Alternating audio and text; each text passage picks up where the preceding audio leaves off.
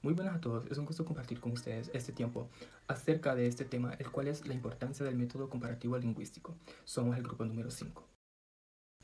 En la lingüística, el método comparativo es una técnica para estudiar el desarrollo de los idiomas al realizar una comparación característica por característica de dos o más idiomas con descendencia común de un ancestro. Este ancestro es compartido y luego extrapolar hacia atrás para inferir las propiedades de ese ancestro. El método comparativo puede contrastarse con el método de reconstrucción interna, en el que el desarrollo interno de un solo idioma se interfiere mediante el análisis de las características dentro de ese idioma. Normalmente, ambos métodos se utilizan juntos para reconstruir las frases prehistóricas de las lenguas para llenar vacíos en el registro histórico de un idioma. Por ejemplo, descubrir el desarrollo de sistemas fonológicos, morfológicos y otros sistemas lingüísticos y confirmar y refutar relaciones hipotéticas entre las lenguas. El método comparativo se desarrolló durante el siglo XIX. Los eruditos daneses Ramus Rask y el Karl Werner y el erudito alemán Jacob Grimm hicieron grandes contribuciones que son claves en el método comparativo lingüístico.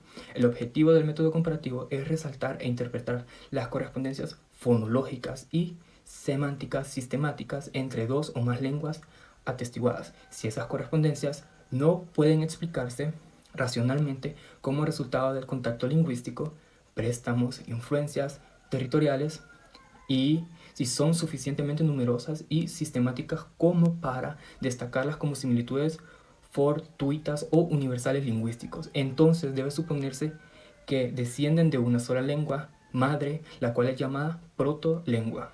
Entonces se puede postular una secuencia de cambios de sonidos regulares junto con sus leyes de sonidos subyacentes para explicar a las correspondencias entre las formas atestiguadas, lo que finalmente permite reconstrucción de un protolenguaje mediante la comparación metódica de hechos lingüísticos dentro de un generalizado sistema de correspondencias. Todo hecho lingüístico forma parte de un todo en el que el todo está conectado con todo lo demás. Un detalle no debe estar ligado a otro detalle, sino un sistema lingüístico a otro. El método comparativo es un procedimiento de búsqueda sistemática de similitudes léxicas y fonéticas en las lenguas con el objeto de estudiar su parentesco y finalmente reconstruir la protolengua que dio lugar a las dos o más lenguas comparadas en el procedimiento. Esto es todo por mi parte. Buenos días, mi nombre es Beatriz Palma y hablaré de cómo nace el método comparativo lingüístico. ¿Cuándo nace el método comparativo lingüístico? Como fue mencionado anteriormente, el método comparativo lingüístico estudia la historia y evolución de las lenguas antepasadas. El método comparativo se desarrolló durante muchos años y culminó en el siglo XIX, teniendo en cuenta las contribuciones claves que fueron realizadas por los eruditos daneses Ramus Rask, Karl Werner y el erudito alemán Jacob Grimm. La lingüística comparativa del siglo XIX es considerada la etapa inicial de la ciencia lingüística porque fue capaz de elaborar una teoría y una metodología de investigación a partir de las cuales era estudiar la historia de las lenguas. Este método estuvo muy concentrado en la investigación de la gran familia indoeuropea. El trabajo de los lingüistas de este siglo proporcionó un marco de análisis que, más allá de las críticas, dio importantes resultados para el conocimiento de otras familias de lenguas. Además, se produjeron importantes avances en el campo de la fonética, especialmente el reconocimiento teórico y práctico del principio de las letras. Por ejemplo, el español y el italiano son muy semejantes en vocabulario y en gramática. Evidentemente, esto se debe a que son lenguas emparentadas, que derivan de una lengua en común, o sea, el latín. Según su origen y desarrollo en la antigüedad, los romanos eran conscientes de las similitudes entre el griego y el latín, pero no las estudiaban de forma sistemática. A veces lo explicaban mitológicamente como resultado de que Roma era una colonia griega que hablaba un dialecto degradado. A pesar de que los gramáticos de la antigüedad tenían acceso a otras lenguas que los rodean, como ser el osco, umbría, etruscos, galos, egipcio, partos, etc., mostraron poco interés en comparar, estudiar o simplemente documentarlos. La comparación entre idiomas comenzó realmente después de la antigüedad, y es así como nace el método comparativo. Gracias. Buen día, mi nombre es Xiomara Eloísa Vaca Maradiaga y hoy les voy a hablar sobre cómo se aplica el método comparativo.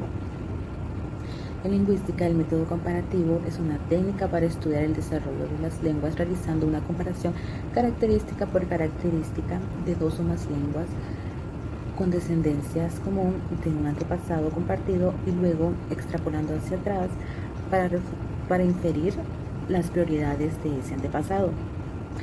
El método comparativo puede contrastarse con el método de reconstrucción interna, en el que el desarrollo interno de un solo idioma se infiere mediante el análisis de características dentro de ese idioma. Por lo general, ambos métodos se utilizan juntos para reconstruir las bases prehistóricas de las lenguas, llenar vacíos en los registros históricos de una lengua y descubrir el desarrollo de sistemas fonológicos, morfológicos y otros sistemas lingüísticos y confirmar o refutar las relaciones hipotéticas entre las lenguas. Registra todas las correspondencias ante los idiomas en cuestión y luego se pone a describir reglas sólidas para explicar los cambios. Cuando se comparan dos o más lenguas hermanas y no existe ningún registro de una lengua materna, el lingüista puede utilizar el método comparativo para reconstruir una lengua hipotética materna.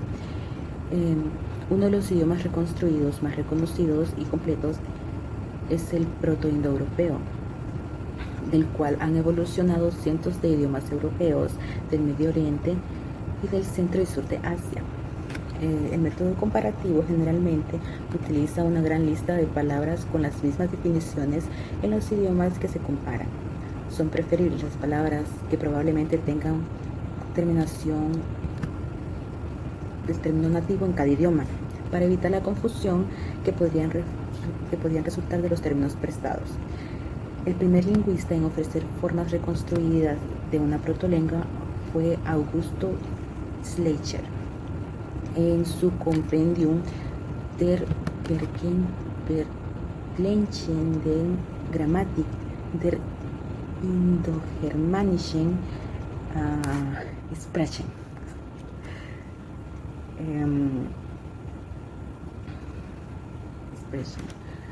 publicado originalmente en 1861. Y ustedes se preguntarán qué es una protolengua. Pues una protolengua o lengua reconstruida es la reconstrucción probable de la lengua original de un grupo de lenguas, aplicando los métodos de la lingüística histórica. Normalmente el proceso de reconstrucción empieza reconstruyendo el nivel fonético-fonológico de la lengua madre, lo cual se hace en 3 etapas. Número 1.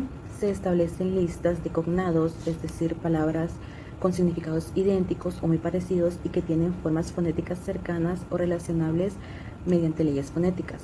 Número 2. Se establecen correlaciones regulares entre sonidos en forma de leyes fonéticas. Número 3. Para cada correlación regular se conjetura el fonema o fonemas que podrían haber sido los originales en la protolengua, que por diferentes evoluciones regulares dieron lugar a diferentes sonidos.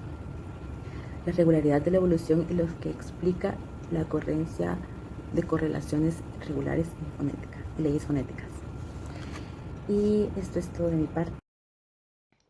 Buenos días, mi nombre es Lidia Figueroa y yo les voy a hablar de la importancia de la disciplina lingüística.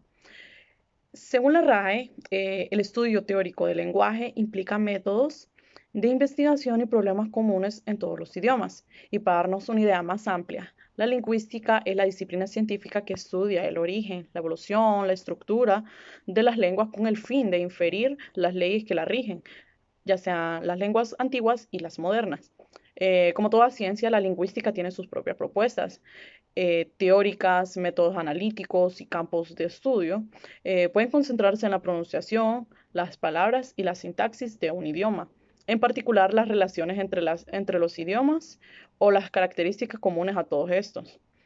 El objetivo de la lingüística teórica es construir una teoría general de la estructura del lenguaje natural y de los sistemas cognitivos que posibiliten las representaciones mentales abstractas que realizan el hablante y le permiten usar el lenguaje.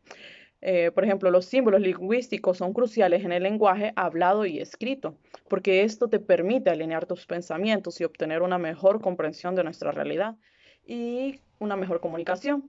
La comunicación es un avance sumamente importante en la sociedad. Nos permite expresarnos, expresar emociones, ideas, y es algo que hacemos constantemente. Es decir, la función del logotipo es comunicar ideas a través de información, y esta operación significa un objeto, una cosa de la que se habla o una referencia, un símbolo o mediante un código o en medio de una transmisión. Obviamente, se necesita un emisor y un receptor. Por ejemplo, la importancia del registro del lenguaje en la sociedad radica en que los hablantes tienden a modificar la forma en que hablamos. De acuerdo al entorno en el que nos encontramos, estos cambios que hacemos son cambios de registro lingüístico y ayudan a adaptarse a diferentes situaciones comunicativas. En conclusión, la lingüística debe servir al docente y orientar la reflexión sobre la lengua del alumno, y los docentes integradores o especialistas deben conocer ambas. Deben ser capaces de comprender el lenguaje, la estructura, la jerarquía, los componentes, las unidades e incluso sus funciones. Gracias. Voy a hablar sobre la importancia de la disciplina lingüística y en que lo utilizamos en áreas de estudio, el estudio y la comprensión del lenguaje y toda su forma y componentes estructurales, de los cuales se encapsulan una serie muy amplia de conocimientos y se les da un uso de manera de calificación en las situaciones en las que se emplea el lenguaje de una manera crítica, constructiva. La expresión oral es una destreza, mejor llamada arte del lenguaje, en la que la manera de la lengua es empleada junto a la producción escrita, la auditiva y la lectora, que son parientes de la producción, de la producción oral, ya que tienen una finalidad similar. Además, el usar la lengua de esta manera tiene una naturaleza activa, tal como la producción escrita, de la cual se distinguen los caracteres supuestamente receptivos o pasivos de los procesos que se pueden llegar a comprender. La expresión oral fue sobrevalorada, ya que es una de las habilidades más olvidadas en la clase de la lengua, junto con la enseñanza de postulados gramaticales que se encuentran por un lado de determinado del valor de habilidades escritas y escritas surge una amplia y casi estricta necesidad de adaptar a los individuos para lanzarlos al mundo, donde encontrar una amplia competencia de situaciones y de contextos que requieren un alto nivel de comprensión oral. La expresión escrita. Hablar, escuchar y escribir son las habilidades lingüísticas básicas necesarias para lograr la competencia comunicativa en cualquier tipo de idioma. Las complicaciones que se presentan para preparar un texto de bases educativas con la coherencia de palabras, cohesión y ninguna falla formal ni gramatical. Construir su saber lingüístico por medio de una autoevaluación de lengua, pues muchos autores, entre nombrados como Cassany, García y Marvan, propusieron una revolucionaria idea donde postulan el tratamiento del acto de escribir como una visión ecológica procesal, ya que desarrollan interés de la escritura, que se encuentra en el valor de la comunicación y se desenvuelve la conceptual pragmática.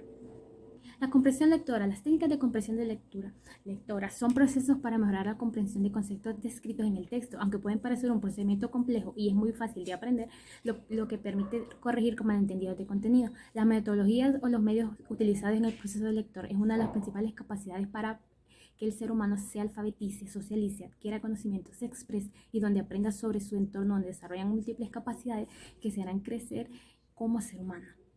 La didáctica de competencia comunicativa. La competencia comunicativa es la capacidad de comunicarse bien, comprender a los demás, saber estructurar procesos para establecer relaciones sobre las sociales con la correcta escucha, lectura, expresión oral y escrita integrada. La didáctica, donde corresponde específicamente 4 paradigmas: el estructuralismo, el generativismo, el funcionalismo y el textualismo. Estudios de la lengua y del contexto sociocultural y educativo. El entorno sociocultural debe ser entendido no solo como lugar de estudio y como recurso educativo, sino también como el contexto social en que la persona vive, aprende y se desarrolla vitalmente.